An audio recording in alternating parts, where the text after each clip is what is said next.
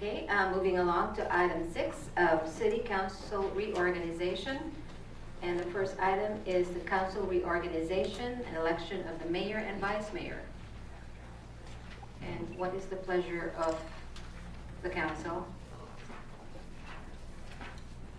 Madam Vice Mayor? Madam Vice Mayor? Yes, Council Member Delgado.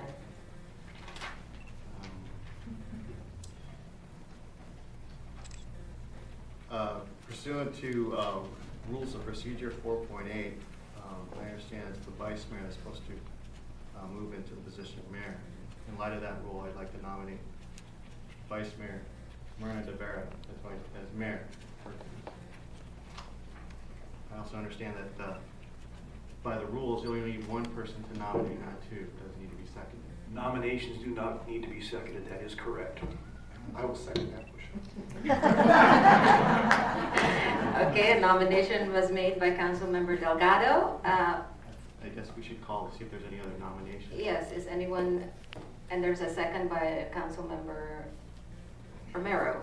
Is there another nomination?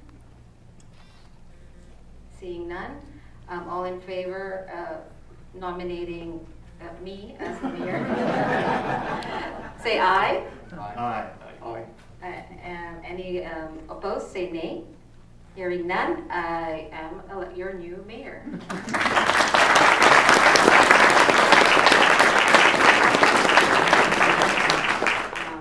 You know, the past 6 or 7 months has been filled with tough decisions and painful cuts.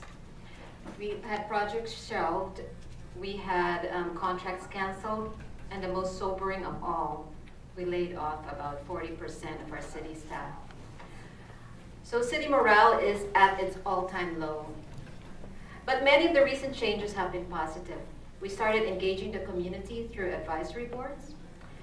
We achieved transparency through a more open city hall culture.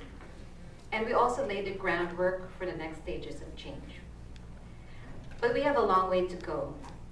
The council's priorities are to restore the people's trust in our city government, build strong city leadership, put our finances in order, and develop new sources of revenue. For the strong city leadership, the first thing we have to do tonight in closed session is to choose an interim city manager, since our dear Fred Del Torcio is leaving us in a week. We will also have to select a long-term city manager, and Avery Associates has been recruiting.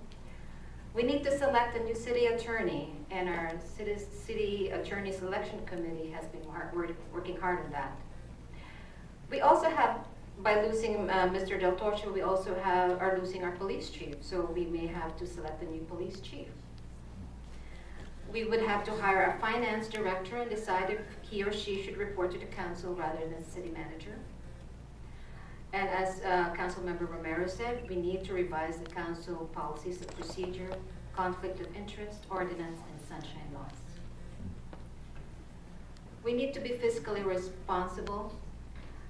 Tonight, we are looking at to balance the budget. We have a deadline of June 30. There was a $6 million deficit which we need to close. It's been very painful. So that we can check up on how we're doing, I would request that we hold quarterly budget reviews. I also want to start working on reducing and paying down our debt. We have multi-million-dollar bonds and a CRF payment we owe to the state. We have to decide whether to continue or to sell the HMU. We have to decide whether to continue with the Mayor of Hercules wastewater JPA and review the joint powers agreement. We would also like to partner with Pinole and other neighboring cities to help with our costs and expenditures. We also should look at outsourcing non-essential city services. And I would also like to establish a volunteer and internship program for the city. Now we also have to develop new sources of revenue. We need to look at our very limited assets like our real estate properties and plan on the reinvestment of that. There's the Sycamore North project we need to complete. We have to finalize the Bayfront development agreement. We have to start the waterfront project phase 1, the Bay Trail and retaining wall. We need to obtain more funding grants for the Intermodal Transit Center. We need to revisit the Bread Barn New Town Center project. We also have to attract retailers and businesses to generate sales tax revenue. I think the staff is working, and there's some talk of Costco, Safeway, or other retail developers. We also, like many speakers said, we need to raise revenue for our library and education foundation through fun and creative community events. As you can see, we have a litany of things to do.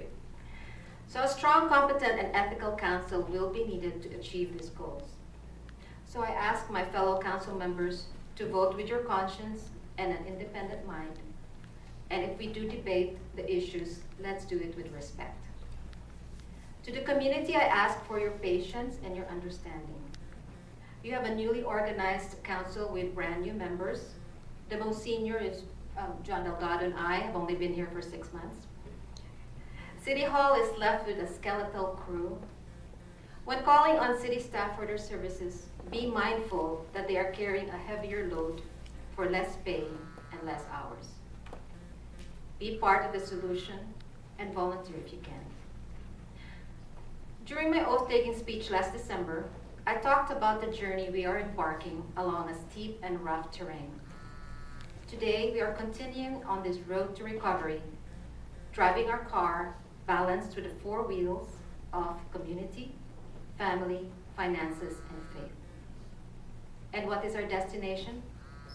We are driving towards achieving our vision of the city of Hercules, free of corruption and fiscally sound, a city with a transparent council, responsive to the will of the people.